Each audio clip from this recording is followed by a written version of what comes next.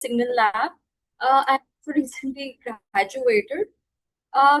So today I will be presenting my dissertation, my paper. Let me know if you can see my screen. Uh, is it visible? Perfect. Yeah. So before beginning, I would like to lay some groundwork on the topic. This is about the impact of perceived discrimination and identity centrality on body appreciation of people with physical disabilities. I would like to talk about a bit about the sample size that I worked on. So, people with physical disabilities are the least researched marginalized group. When we talk about disability studies, there are basically two models. One is the medical model, which places disability within the person. It views them as the entity that deviates from the norm. And the second model is the social model that places disability within the environment. It views environment as the entity that is not accommodating of people with physical disabilities. So, for purpose of this research, we will be relying on the social model. So, I would like to begin with something that Winter contended, that man is among the multiple genres of human existence, one that through oppression, colonial violence, and imperial expansion has been advertised as the legitimate and normal way of being. Simply put, the weird population, including men and abled people, are viewed as the only way of being, and any other form of existence is viewed to be subhuman. There is also queer theory, which I have used here, which my research was very much inspired by, wherein like gender is viewed more fluid than the binaries of masculinity, femininity. Similarly, disability is also more fluid than the binaries of able and disabled. So we reject the idea that there is a single way of being and it allows for diversity. I would like to talk more about the variables that we have used here. So first and foremost, body appreciation about people relating to people with physical disabilities. It has been defined as accepting your own body, holding favorable opinions towards it, and rejecting any media ideals of being. It also involves having a very healthy self-esteem. And now, when we talk about people with physical disabilities, consistently literature has shown that they have lower self-esteem and lower body appreciation.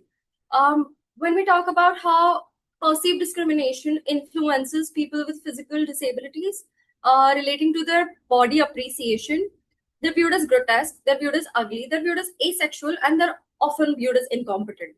They're put in a very unique position when it comes to this. There was a study by Johan's daughter in 2022, which found that internalization of disability basically takes place through internal structured programs like your academic spaces, your workplace environment, etc., etc., etc., which reinforces and maintains this devalued position, which people with physical disabilities consistently endure. So if we talk about India, 2.2% of Indian population is disabled, is subjected to discrimination, yet it is a research area. People with physical disability are, again, in a very unique position when it comes to body appreciation, but there's no study to see if discrimination could influence this. And if it does, then what can act as a protective factor?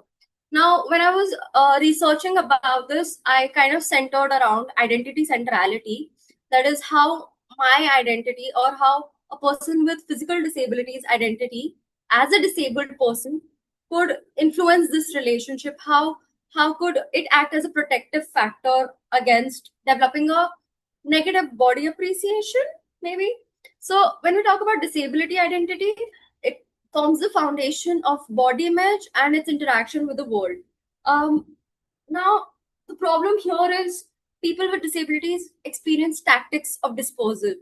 What I mean by this is they struggle with forming a collective conscious identity because they don't have any history to rely on. There is no native land, no common language that they can center themselves on or hold themselves to. So this community becomes very fragmented. Now, one good thing here is if there is identity threat, if you have weaker social identification, then you focus on self, you distance yourself from your community. But if you have a stronger social identification, people go back to their groups. They address the threat and they try to improve their group's position. Now, tying this all together, my research focused on understanding what the relationship is between perceived discrimination and body appreciation, the relationship between identity centrality and body appreciation, basically, and like finally, it examined if perceived discrimination and identity centrality predicted body appreciation. Just for the purpose of this research, I'm gonna lay out the three hypotheses that I worked on. The very first hypothesis was that there is no significant correlation between perceived discrimination and body appreciation, no significant correlation between identity centrality and body appreciation, and that perceived discrimination and identity centrality collectively and significantly did not predict body appreciation. Now, method, because this was a 1-year project, I was quite time bound. So this was a cross-sectional study. The sample size is also quite small, which I have an explanation for, and I'll give it further. It was 91, and for the purpose of this study, I had to rely on purposive sampling. The forms were distributed online on Qualtrics. I used 3 measures here to measure perceived discrimination. I used the everyday discrimination scale, which is very widely used. I used the physical disability identity scale, which was developed in August 2025, so it is a very new scale. And finally, the body appreciation scale. Participant criteria was people who should have physical disability. They should be above the age of 18 years and could read and write in English. To analyze this, all the data that I collected, for the first 2 hypotheses, that is to understand if there is a relationship, if a relationship does exist between the variables, I used correlational analysis. And for predictive analysis, I used regression analysis. Now, before moving on to results, I did some assumption testing. And before that, I would very quickly go over the descriptive statistics. So majority of people had cerebral palsy or locomotor disability. And we had a majority of male sample as opposed to the female sample. For assumption testing for correlational analysis, I did scatter plots, which confirmed the linearity between perceived discrimination and body appreciation, along with identity centrality and body appreciation. As you can see in the 2 graphs here, there is no curvature. So our scatter plots do confirm linearity. For our multiple linear regression, I used a Shapiro-Wilk test, a test for normality, which was violated. But my other assumption testing did not violate A. B. Such regression is robust to such violations because my sample size was above 50. So which was shown by Stevens in 2009. I also did the assumption of homoscedasticity, which was again met because, as you can see in the scatter plot, the points are very randomly distributed around 0.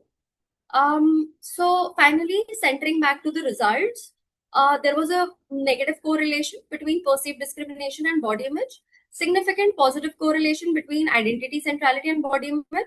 So about the perceived discrimination and body image, it was a huge negative correlation. As you can see here, it's minus 0.679, and a very significant positive correlation, which was 0.508. I will explain in the later slides what these results exactly mean. I'm just going to work on the statistics first. And so going back to the multiple linear regression, perceived discrimination and identity centrality combined again like 51% of variance. So what this means is that perceived discrimination was a significant negative predictor, but if Identity centrality is introduced if you have a strong identification with your identity as a disabled person. It can act as a positive predictor. It can act as a cushion against that discrimination. So again, now talking about what these results do mean. People with physical disabilities have been viewed through a very negative lens, which is magnified by media, it is magnified by stereotypes and structural inclusion. Literature has consistently shown negative effects of well-being on the same, and the silver lining here is that there was a positive correlation between identity centrality and body image. So there is room for interventions which can help people with physical disabilities to develop a positive body appreciation. So even if there is discrimination, if you strongly identify with your disability, it can act as a great buffer. Now, one problem here, however, again, is that in India, there are very limited resources for people with physical disabilities and a very little room to form a community. So that is what kind of stops people in forming a positive identity and relying on their community to be able to develop a positive body appreciation. So we need interventions that enhance community engagement, which can help foster body appreciation. Um, Now, what does this mean? How this research can be applied in context in real life world? Uh, the positive association supports the social identity theory. That is, a strong identification with your stigmatized group can function as a psychological resource. We need interventions that support the development of a positive, integrated disability identity that can have benefits for your body appreciation. We need policymakers and disability rights advocates to intervene to argue for the psychological urgency of anti discrimination reinforcement. Lastly, with respect to the education arena, we need a disability inclusive curriculum that addresses ableism explicitly, not just in the textbooks, so that this socialization process that generates, that leads to the discriminatory behavior can be broken. Now, this study was not devoid of limitations. I'm going to try to sandwich limitations and future directions together. The first and foremost limitation was generalizability, because most people with physical disabilities in India are from lower socioeconomic background and they do not know English language. So most of them couldn't fill those forms. Hence, the very small sample that I had. So we need scales that capture Indian experiences of disability. We need scales that are in Hindi, that are in other regional languages like Marathi, Gujarati, etc., etc., etc. Now, again, it was time bound. This study was cross sectional, and we would need longitudinal designs to see the extent to which identity centrality provides cushioning against ableism. Now, this everyday discrimination scale, it is very widely used, it is very common, but it does not measure discrimination related to a specific marginalized group. What this does mean is that if I am a woman with physical disabilities, I may log back to my experiences of marginalization as a woman. Either we need scales that measure specifically relating to discrimination as a result of disability, or it would be better if we specify this out. But then again, this being a self-report questionnaire can introduce response biases. I think this is about my research, but what I would like to say is that there is still a major dearth of research around people with physical disabilities. We need more research. We need more studies so that there can be more intervention, so we can make lives better for the marginalized groups. These are again the references that I used just in case. Yeah, and if there are any questions, please feel free to ask them.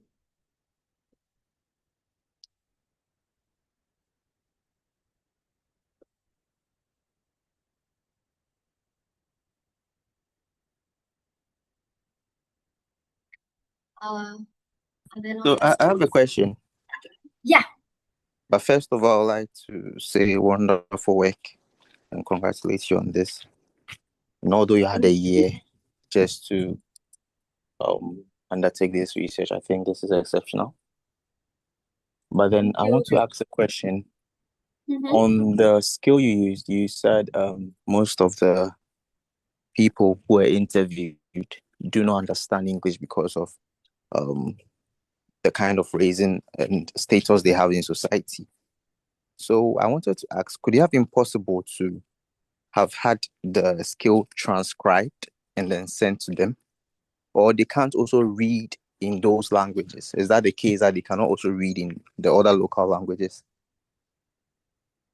Just to reiterate the question, you're saying that I could have had a transcriber to translate those questions. Is that correct?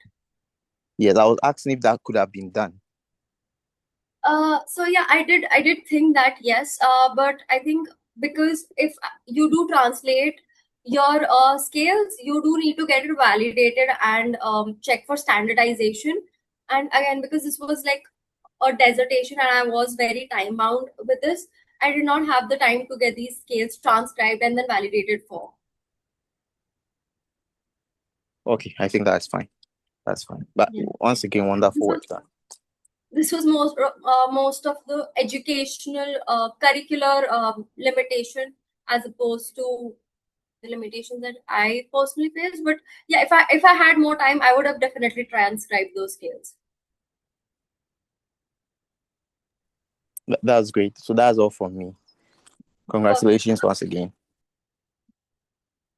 Perfect. Thank you so much. Any other questions? Yeah, hello. Am I audible? I think your voice is very muffled. I'm sorry. Just a second. Is this any better? Yes, slightly, yes. All right. If not, I'll just type my question in the inbox. No, it's way better. I'll reiterate it in case there is any confusion. Yeah. First of all, again, just wanted to say congratulations. I also just did my 4th year, so I know how limited we were when it comes to resources and also time. And also, I really like that you picked this topic up. Just out of curiosity, I wanted to understand that, considering that you said that your work is grounded in the social model of disability, I wanted to know, while you were collecting your data, when you circulated these forms, how did you, as a researcher, what was your process to ensure that you were collecting data in the most inclusive way that you could? And basically, how were you inclusive as a researcher for your participants? Is there for instance, is there something that you considered while you were designing your form, or the way that you approached individuals? Okay. Could you like inclusive with regards to your population, your sample? No, I mean I need you to reiterate the question. Like, could you please elaborate? As the social model of disability says, that disability is a product of the system that you're a part of. So when you're working with this population, I just wanted to know that are there considerations that you took when you were designing your Google form, or when you were, approaching the participants and maintaining contact with them? Okay, let me see. How do I answer this?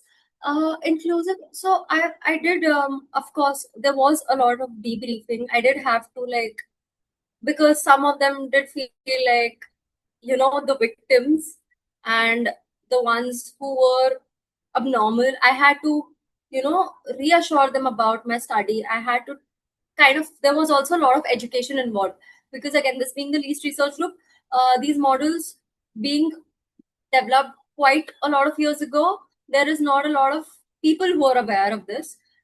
There was a lot of debriefing, educational discussions, and of course I did report my results back to my participants to help them understand this themselves better. If that answers your question. Yeah, thank you. Okay, thank you. Anyone else?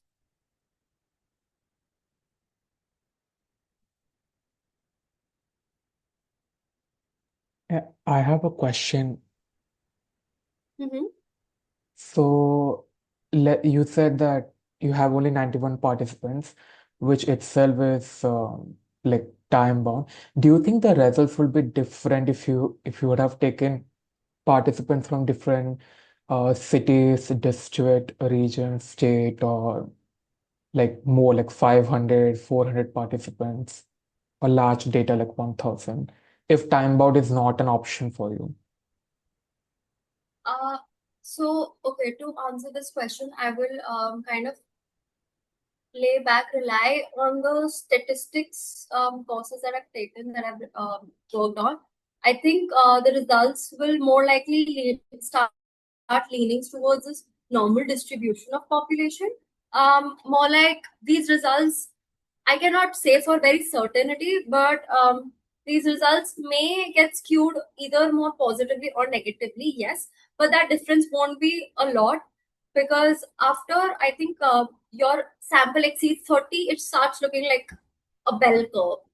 So I think that is how my results will start looking like. It won't, of course, the results will change for sure, but then they will, I think, more likely, since my hypothesis has already been rejected, it will either go on more extremes or less of them, but there won't be a very significant difference.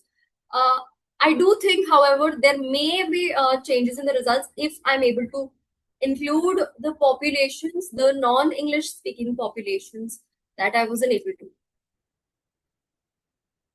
Got it. And it's a good presentation I've made. Thank you so much. Thank you so much. Yeah, no problem. Do we have any more questions?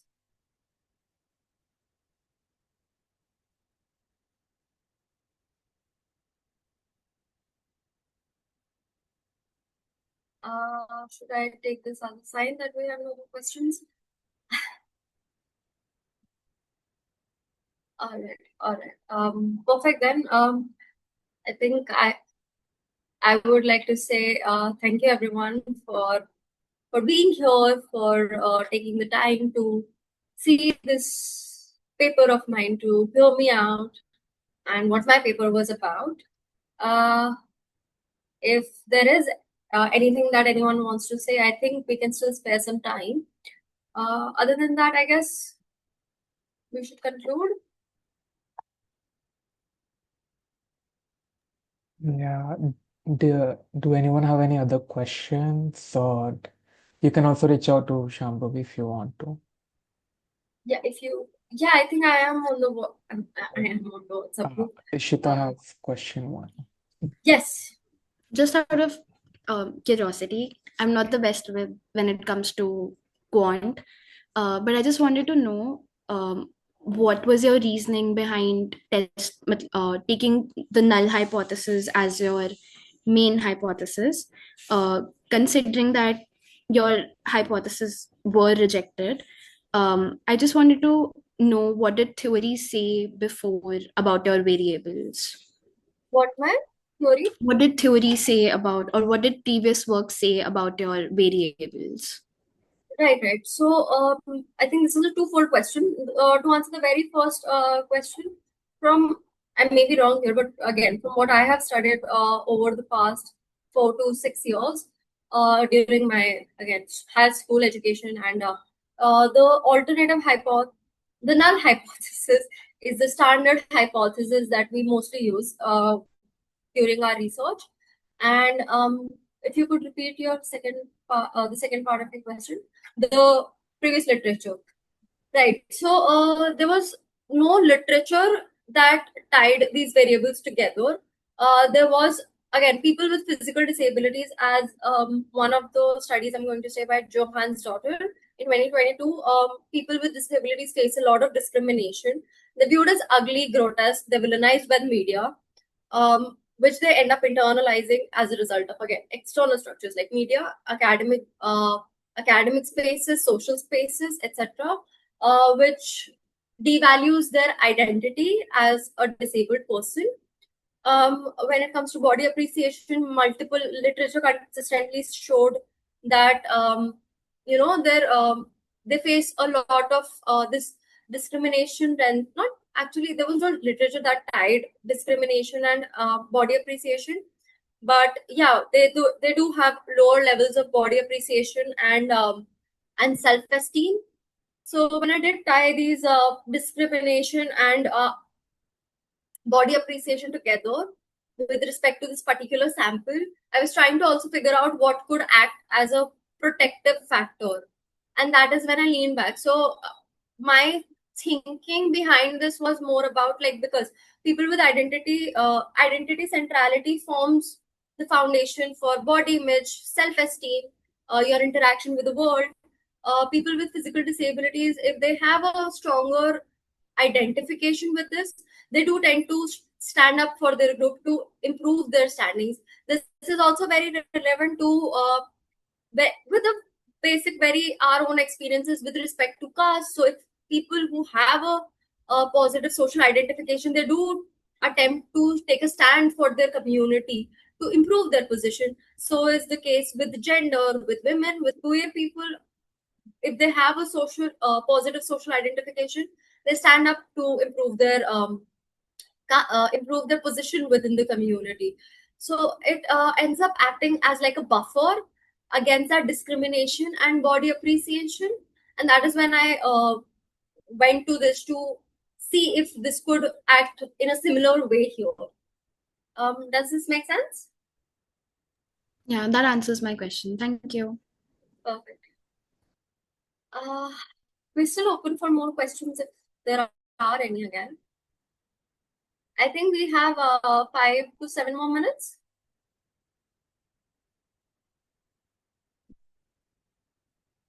I think there is a question in the... No, that's just...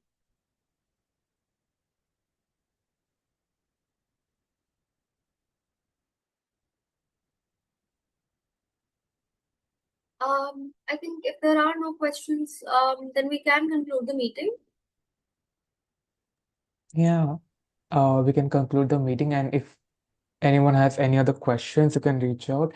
Next week, Naja is going to present one of her paper, like first author publication. So excited for that. Same timing. So thank you everyone for joining today's meeting. Have a great day. I'm concluding the meeting. Thank you. Bye-bye. Bye-bye.